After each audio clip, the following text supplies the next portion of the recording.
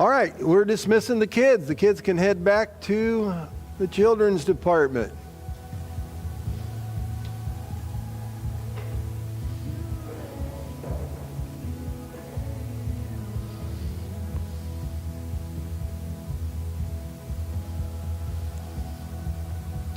Oh, yeah, you can be seated. I'm sorry. I probably never said be seated, so, poor gal in the front stands for the whole message. All right. All right, we're going to start a Christmas series here, at this time, and how it all began. It's kind of hard to believe that Christmas is upon us, is it not? And I think we've got 4 Sundays, counting this week, until Christmas, and so we're going to be kind of exploring the backdrop to Christmas. Okay, we got that out of our system, and I really needed to get that out of our system too, because most of today's message is backdrop, okay? So if I say backdrop, you don't have to say it, okay? So, in fact, I may have to say it so much it would just prolong the message, and we don't want that, right? So, all right. I know. Yeah, we have because of the latest wave in our area, we have several people out and online watching the service today. So welcome. And so sorry you guys have to quarantine, but that's the day and age in which we live, right? And we will do the best we can. All right, so how it all began, a Christmas story. I'm going to jump right into it. And when we say how it all began, this visitation from God to earth in the form of flesh, which we call Jesus Christ, right, is really a fantastic story.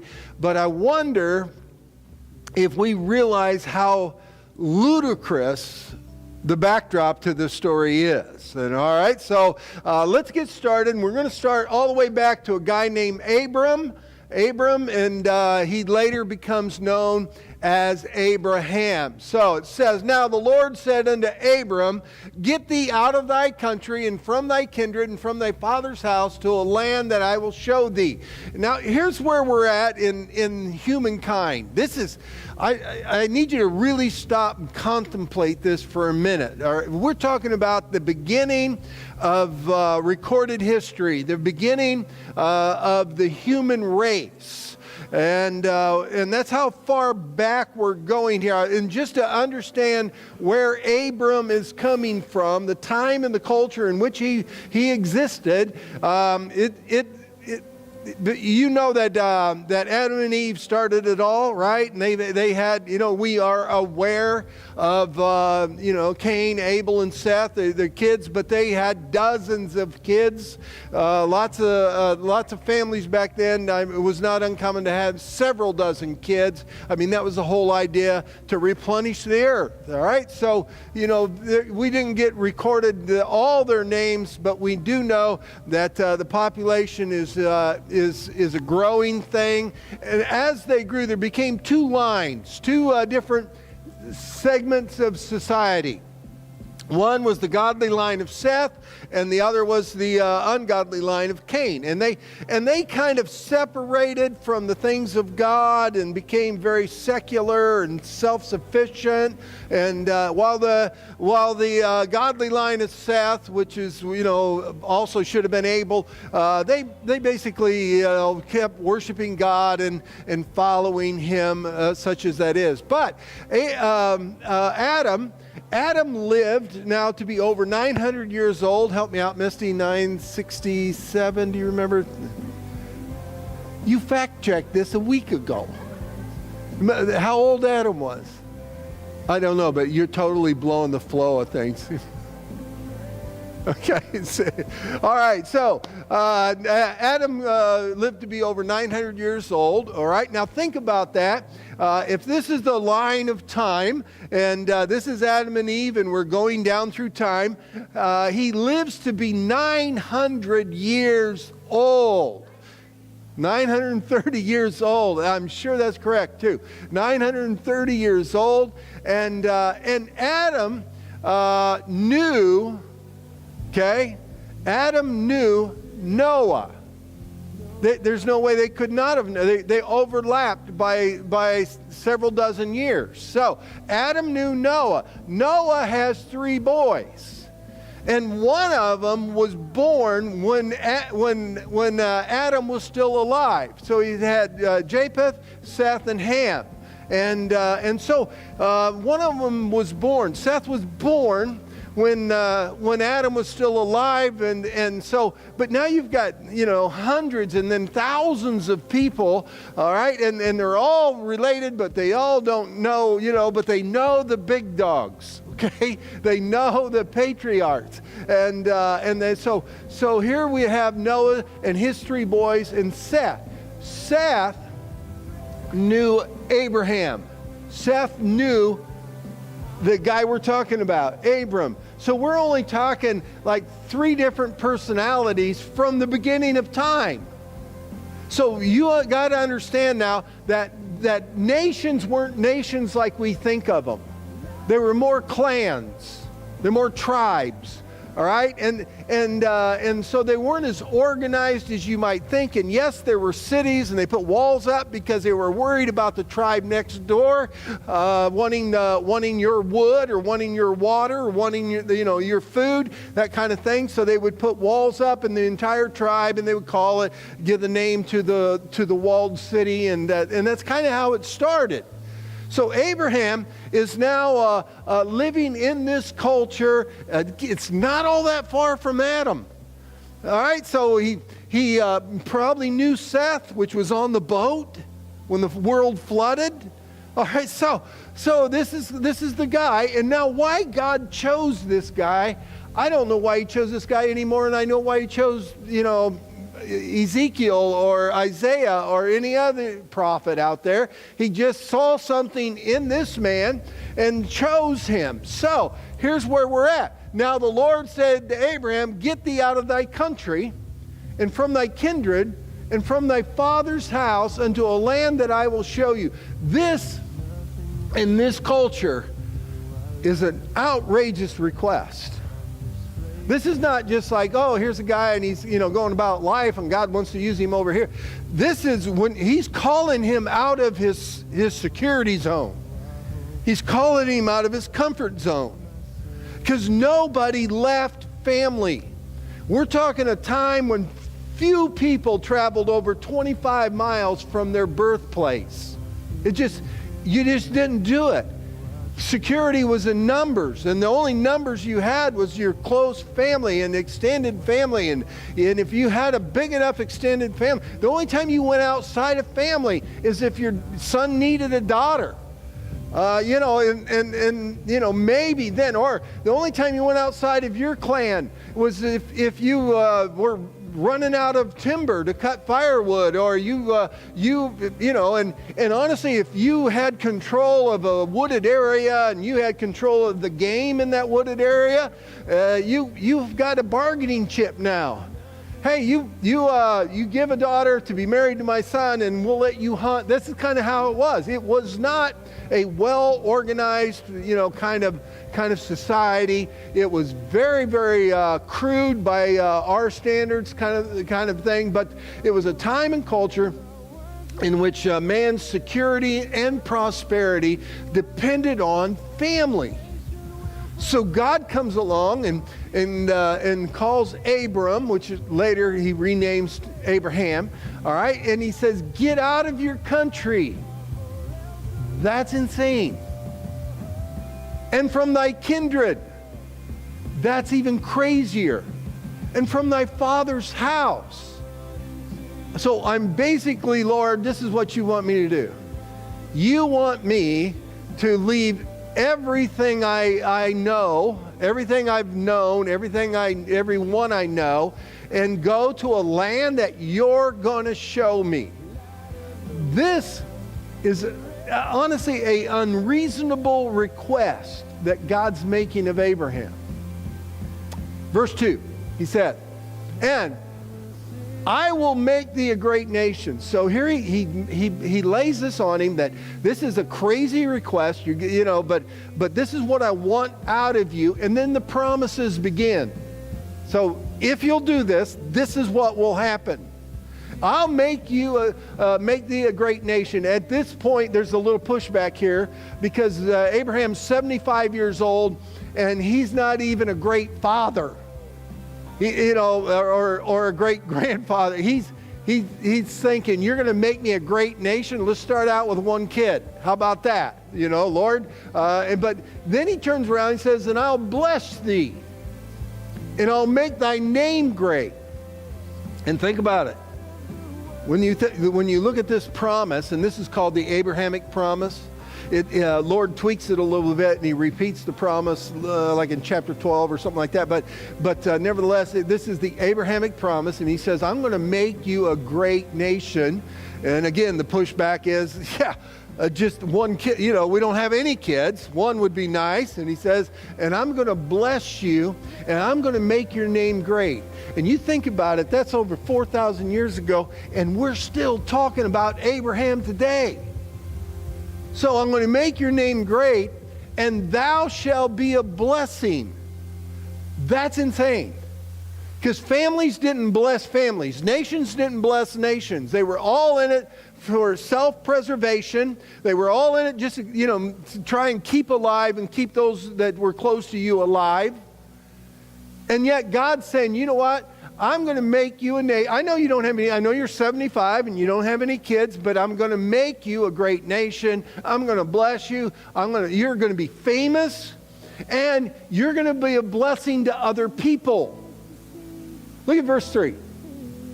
And he says, and I will bless them that bless thee, and I'll curse him that curses thee, and in thee shall all the families of the earth be blessed.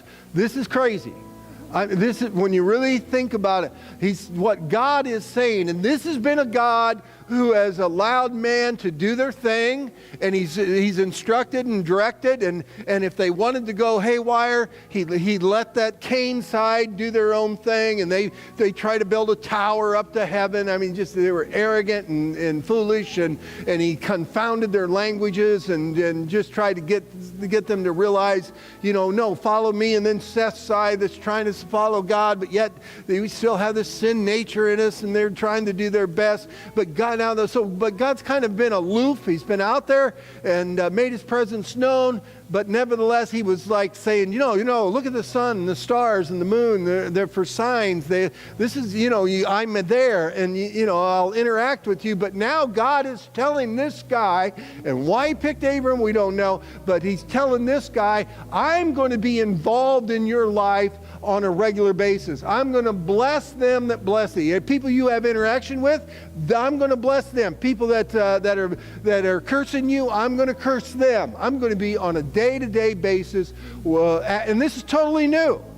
And Abraham's trying to digest all this. Okay, wait. I'm going to be the father of a big nation. I'm going to be blessed. And then he says, and in thee shall all families of the earth be blessed. This is the promise of God. In thee, all families of the earth is going to be blessed. At which point, Abraham's got to say, wait. I mean, because of my family, my descendants, everybody in the world's going to be blessed? That makes no sense. You want me to leave everything I know and everyone I know and go to a place that I don't know, and you're going to make me famous, and you're going to bless me, and I'm going to be a blessing to everybody in the world? That's pretty hard to swallow. But this is, whether we, on this side of the cross, whether we understand it or not, but this is Old Testament salvation. Now, I know what you've been told. You've been told that, in the Old Testament, they trusted God, that, in the Messiah that was to come. And in the New Testament, we trust in a Messiah that's already came. We look back at the cross. They were looking forward to the cross. Well, let me tell you what looking forward to the cross it looks like. It looks like this, that God promised that through your descendants, Abraham, all families of the earth will be blessed.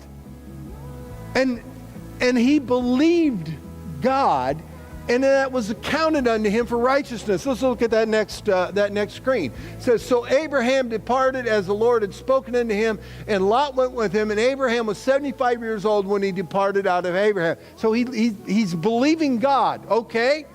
You say I'm going to be famous. You say you're going to be involved in my life. You say and you say that because of my descendants, the whole world will be blessed. He left. That's a big deal. He departed. He actually believed God enough that he left everyone he knows, everything he knew, and to a place he did not know, and believed God. In Galatians it says, even as Abraham believed God, it was accounted unto him for righteousness. That's how people in the Old Testament got saved. They believed the promise of God that the Hebrew people, a Messiah would come through the Hebrew people, and that everybody in the world would be blessed because of that coming Messiah.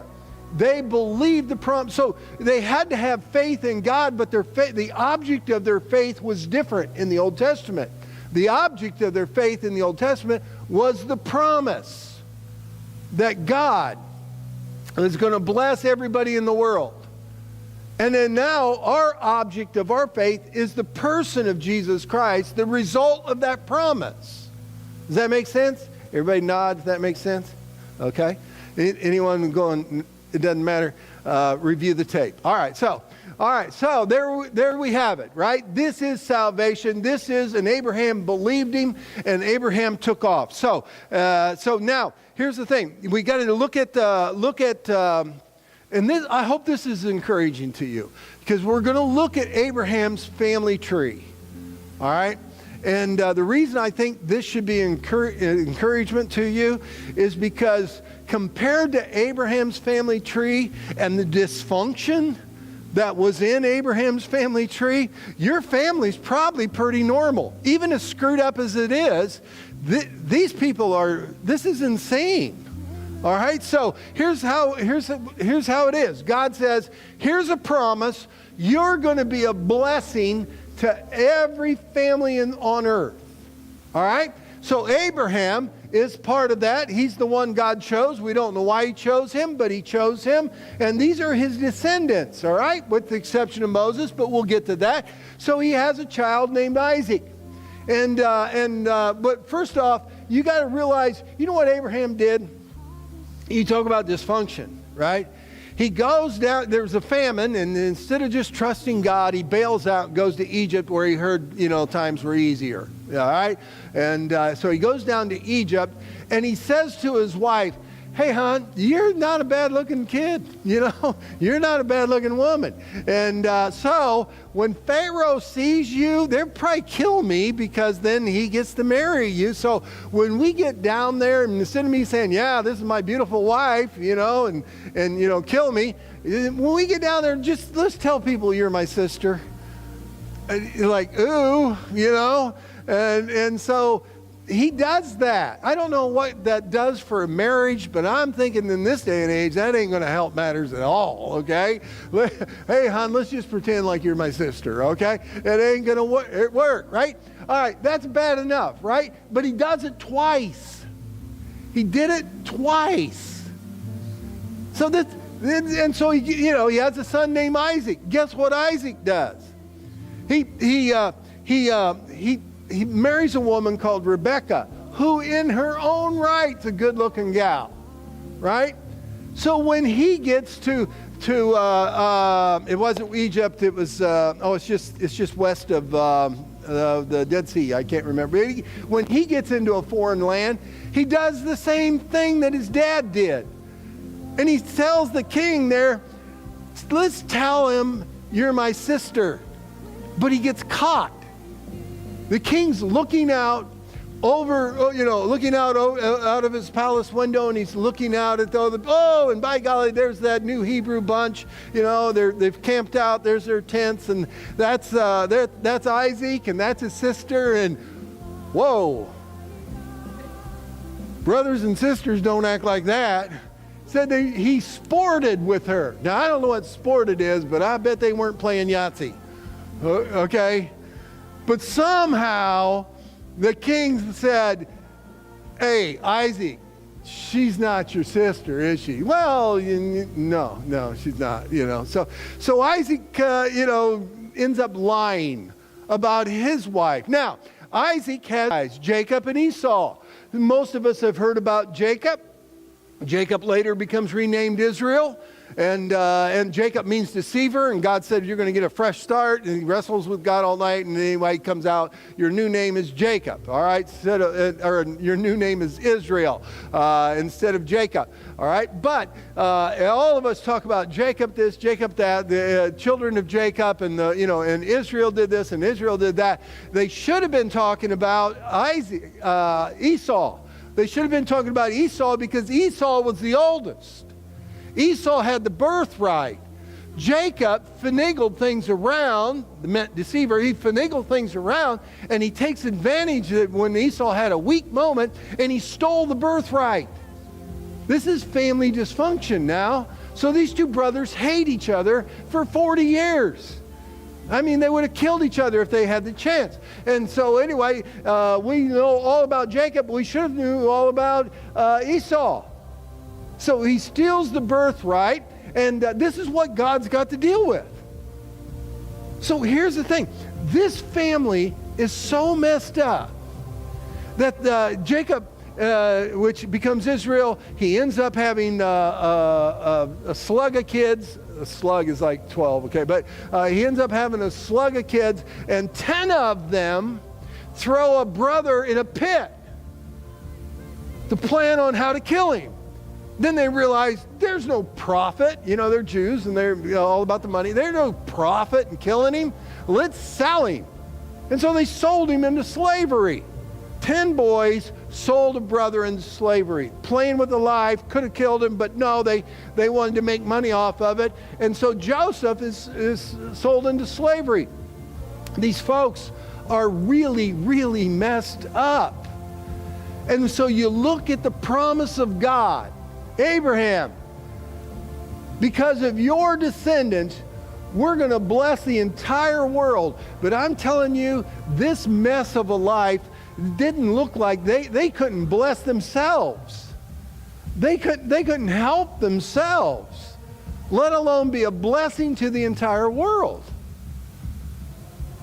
Now, God then, they end up going to Egypt, and they kind of incubated there, and they're just they're a large clan, but they're not a nation by no means. But in Egypt, they finally do become a nation. So part of God's promise that you're going to be a great nation, part of the promise you're going to be a nation. All right, no one would have called them great. They became a nation of slaves to the Egyptians, and so they become this nation of slaves to the Egyptians, so that part of the promise kind of comes true, but no one would have said, wait a minute, there's a nation of slaves out there that's going to be a blessing to the entire world.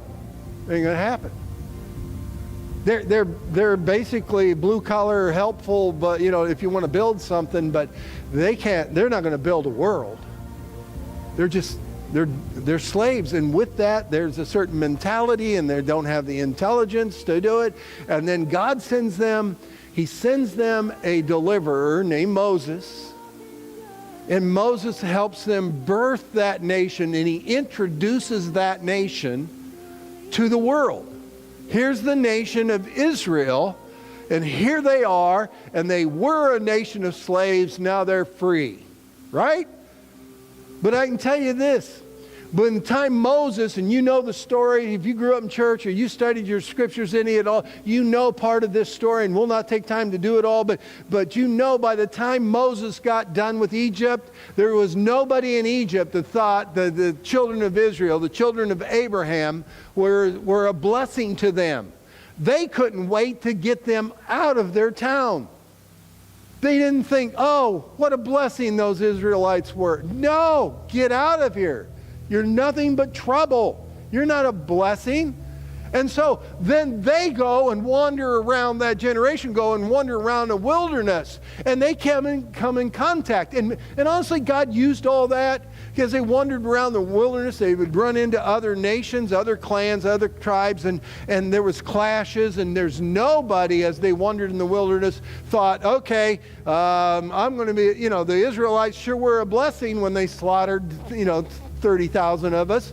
They weren't a blessing. God's promise that you're going to be a great nation and a blessing to the entire world. Through you, I'm going to bless everybody. Nobody thought that. In fact, most of them dropped dead. Everybody 20 years old and up passed away in the wilderness. But then Joshua took over.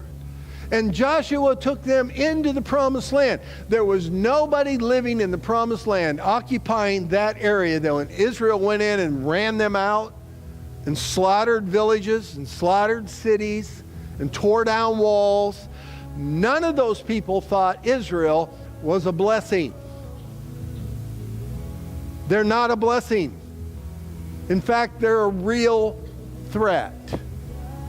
And they were so dysfunctional as slaves, and God gave them the law which helped them create a society and helped them grow as a nation, as a society, and to put organization in it. And they followed the law, and they became a pretty decent nation. And they were trying to follow, they were occupying. Nobody thought they would be it's a backward situation. In fact, they worship a God that they're not allowed to make an image of. We don't even know what their God looks like. They're all about their God, but I don't know how good of a God is he when, most of them die in the wilderness, and then they're just kind of this backward nation. Now, there comes a period of time shortly after this when Israel had its heyday, and it did look like they were in a position to bless the world. David, the warrior king. David comes along as a warrior king, and he's so good as a warrior king. He reigns for 40 years as this warrior king, right? That he as the this time period it was kind of a little barbaric from our perspective. We think we look at the Old Testament and we're kind of shocked by the blood and gore that and all that. But this was their culture. This was how they operated, and God operated within those perimeters of trying to keep His nation, the children of Israel, alive or existing.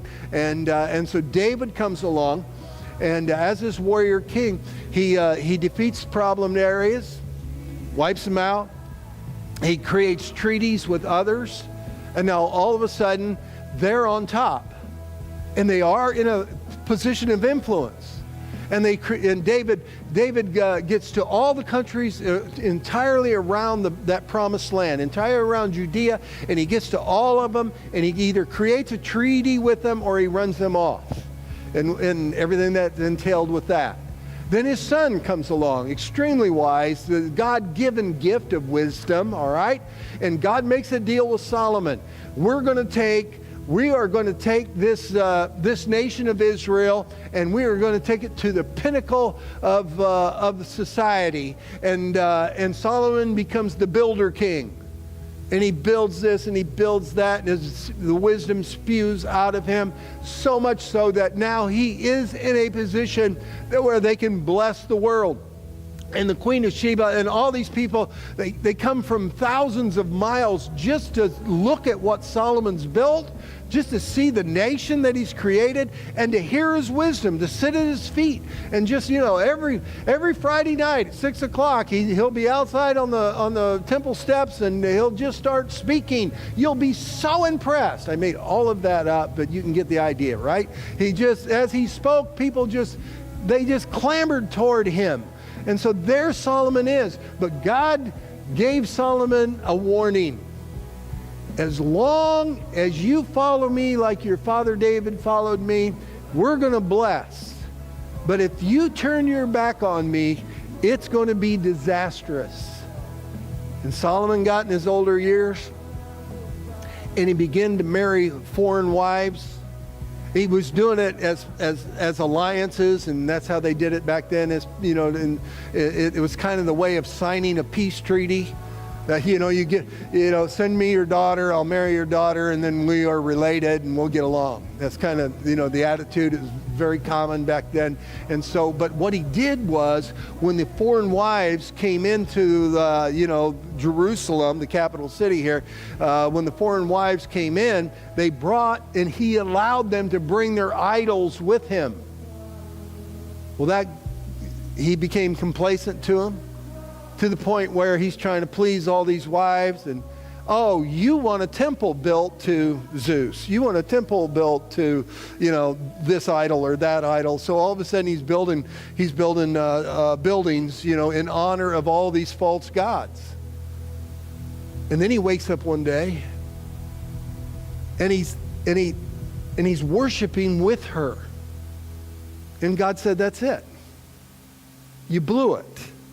You had an opportunity to really influence the world, to be a blessing to the entire world.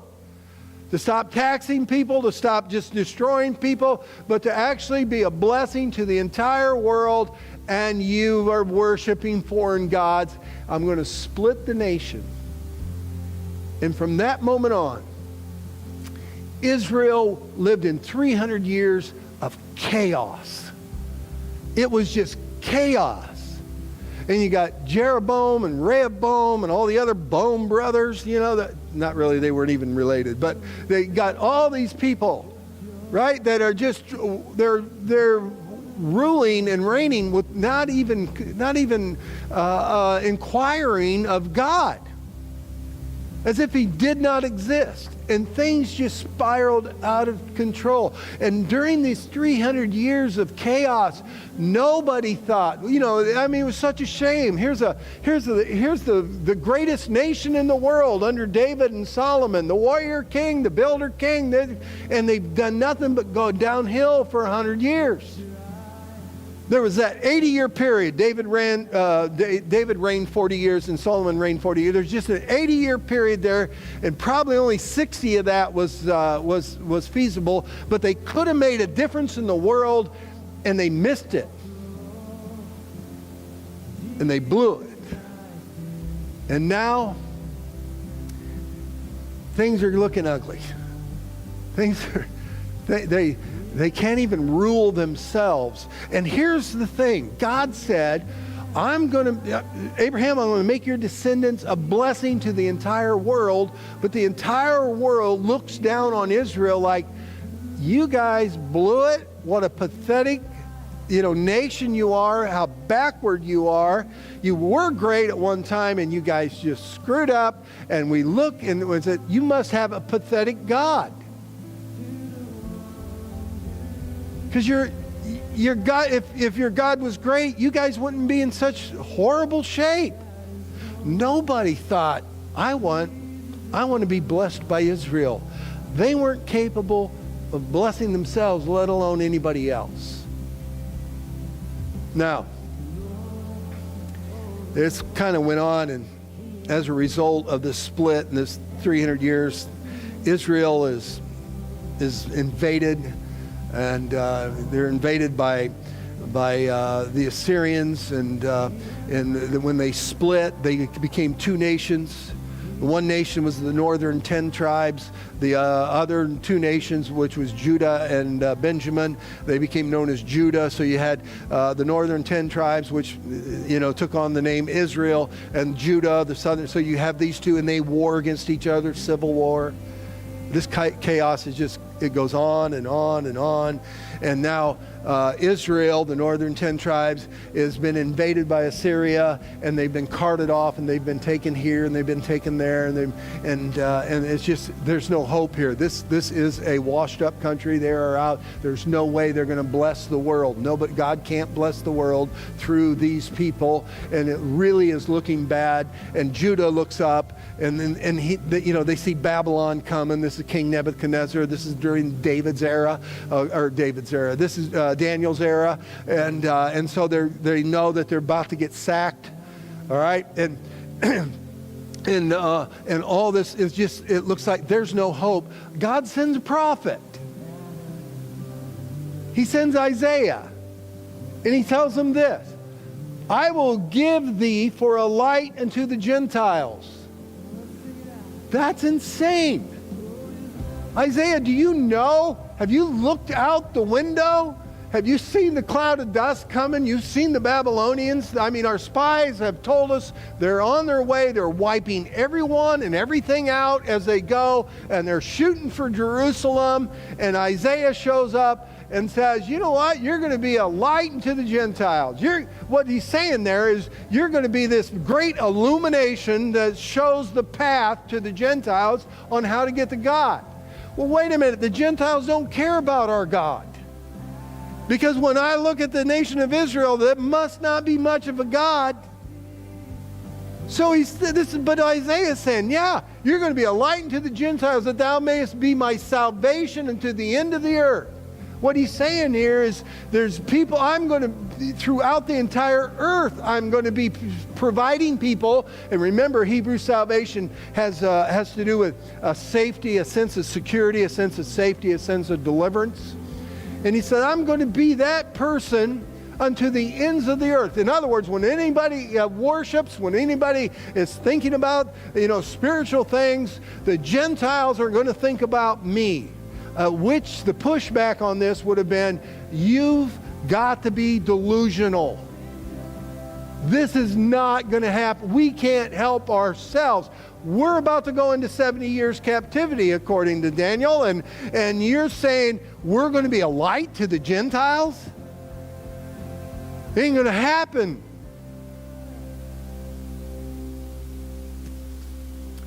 So they go through 70 years, and they've given up about being a nation.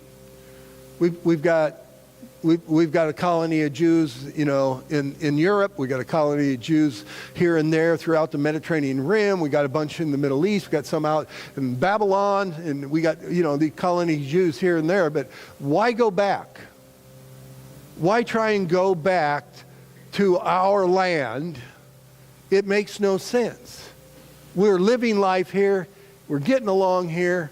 Those of us that want to worship God are worshiping God. Others of us we've chimed in on the local deity, and it's not going to happen. We're not going to be a blessing to all the families of the world. It's not going to happen. And then God, this is 70, 80 years later, sends another prophet. And the other prophet, which is Malachi, from the rising of the sun, even to the going down of the same, my name shall be great among the Gentiles. All right. None of your kids are here, right? All right. Have you ever had a kid that is like really horrible at a sport? I've had a kid that's horrible at a sport, okay? And have you ever had... they had a horrible, maybe they're good at the sport, but they've had a horrible game in which they were just off and things didn't look good, right? When the game, is happening or maybe over, and you're kind of reviewing what happened, and in your heart you're thinking, that was embarrassing. I mean, I feel bad for the boy. I feel bad for the girl. I feel bad. It was really bad. but you'd never say it out loud. You would say, man, that was a good game. You gave it your all, right? I mean, you'd make up things to encourage them because it really was bad. But you didn't want them to know you thought it was bad. So you say, good job, Junior. Well done. Oh, don't worry about the score. Only weirdos keep score. So you did great. Your other team members, not so much, but you did. This is what this is. They're feeling like, you know what? God is just trying to cheer us up because we are horrible as a nation. We'll never bless anybody in the world. We are horrible as a nation. And God says, from the rising of the sun even to the going down of the same, my name shall be great among the Gentiles. And they're thinking, no, it won't. You look at us. We're a mess. Why would the Gentiles even care about you? I mean, they're mocking you, right? And in every place, incense shall be offered into my name. And wherever religion's happening, everybody will know about Jehovah. And he said, in the end, pure offerings for my name shall be great among the heathen, saith the Lord of hosts. It's going to be all right, guys. I know you guys have never looked worse, but I'm telling you, the whole world's going to know about me because of you people. Now, this, I'm sure, was a pep talk, but it was far from convincing. See, the fact is that Israel was invaded by Assyria, and then they were invaded by Babylon, the Babylonians. Then the Persians came. This is Malachi's era, okay? And the Persians have come and taken control, and they just keep beating Israel down. And they don't know it yet, but Alexander the Great, he's right around the corner. And Alexander the Great is, he's going to, again, beat them down one more time. And then the Romans are coming. So this is their scenario. They're thinking, these promises are a joke. Will never be a blessing to the world. It's just not going to happen. But when things got so bad, I mean, when Rome shows up, have you heard of the conqueror Pompey? Yeah, okay. He also became known as Pompey the Great. All right, I got two people that actually went to school. Thank you, guys. I appreciate it. Okay, well, you didn't raise your hand. Okay, he became known as Pompey the Great. Okay, he waltzed through this area and again conquered Israel. And no one's thinking we're going to be a blessing to the world, because when Pompey came, he actually, this is tradition tells us, he rode his horse up the steps, but probably on the south side there. He rode his horse up the steps to the Temple Mound, rode his horse into the courtyards of the temple. And this is extremely offensive to the Jews, right? For a horse, an animal, to be in there. And he rides right into the temple. And he's trying to be offensive. And he jumps off his horse and he goes into what we'll call a God vault. Every religion, every religion that Pompey ever conquered, all right, they all had a God vault. And they kept their idol inside this God vault, and they bring it out a couple times a year, and they would set their idol up, and people would do their little celebrations, do their little thing, worship their God, and take their little idol and take it back into the God vault and put it away. So everybody had a God vault. So Pompey goes in, and he goes into what we would call the Holy of Holies, and he's just thinking, where's the God vault? Where do they keep him? Okay, it's got that. They call it a holy of holies. There's the God vault. Well, I'm going in and I'm going to get his idol. I'm going to get Israel's idol. Why? Because he's got a collection of idols, of gods, of all the people he's conquered. He was famous for it, that he would go into the God vault, he would get their idol, he would cart it off back to Rome, and he had this collection of all the gods of the entire known world, and he owned them all, which makes him the biggest god. So he goes past the veil, this huge curtain, and he throws it open, and he walks into the Holy of Holies, and he finds nothing. There's a seat where a god could sit, but there's no idol. And he's thinking, this is a pathetic little religion. They don't even have an idol depicting their God. This is a pathetic little country, a pathetic little religion. This is a joke. Who would want to be a part of a religion that doesn't have an image of their God? He couldn't understand it. Yet,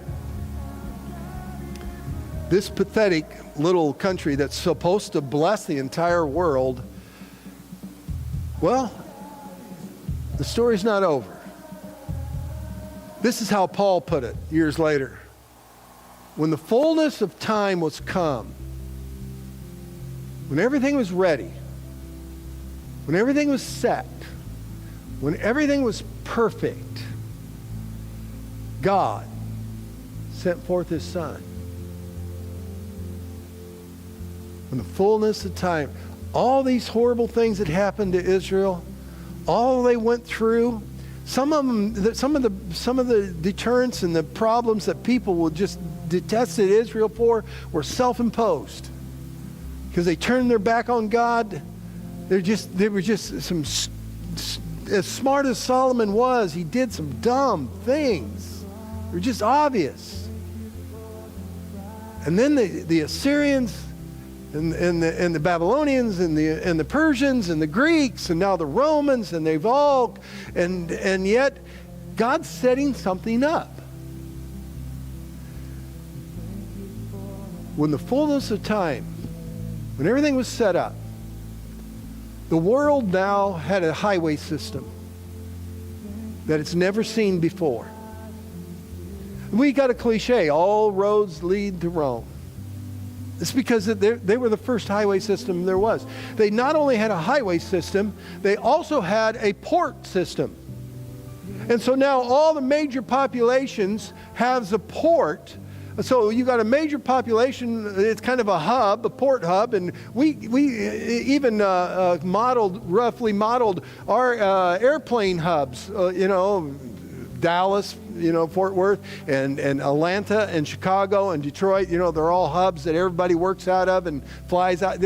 We modeled our hub system for airplanes out of that Roman port system, sea system. All right, so now all of a sudden, this pathetic little nation is sitting in the middle of all this, and now they've got a common language, an official language. It was Greek, and we've got a common language. We've got a port system. We've got a highway system. We've got an economic system.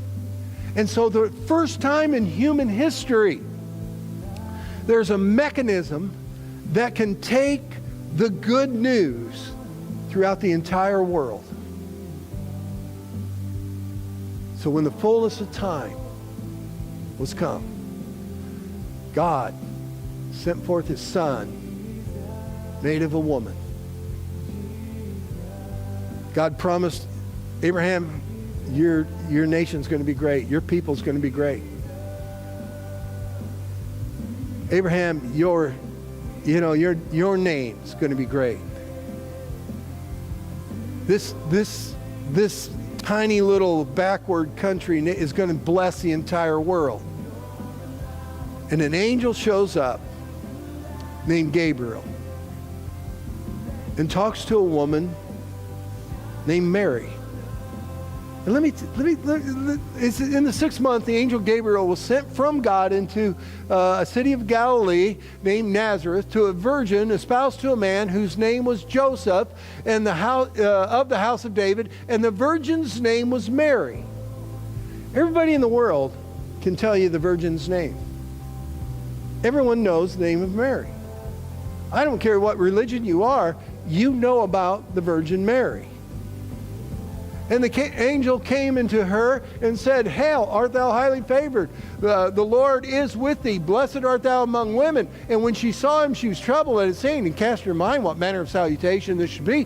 And the angel said unto her, "Fear not, Mary, for thou hast found favor with God. And behold, thou shalt conceive in thy womb, and bring forth a son, and thou shalt call his name Jesus." And everybody in the world has heard that name, Jesus. You can go anywhere in the world, and they know the name Mary, they know the name Jesus. They're famous. This is God's promise. And now, this thing that God moved and did was about to bless the entire world. We sometimes can't imagine what the world would be like if it wasn't for the influence of Christianity. All of Western society is influenced by Christianity. Everything from women's rights to children's rights. These people were second-class citizens. And even today, these archaic religions that are out there that, women still have no rights. They're not supposed to drive. They're not supposed to go to school. They're not, it was the fact that Jesus Christ had such an influence on the entire world. The whole world has been blessed because of Abraham's descendant. It didn't look like for hundreds of years, for a couple thousand years, it didn't look like that God would ever keep his promise through Israel, that it was an impossibility. And when it looked its darkest, like Israel will never amount to anything, God sent forth his son in the fullness of time.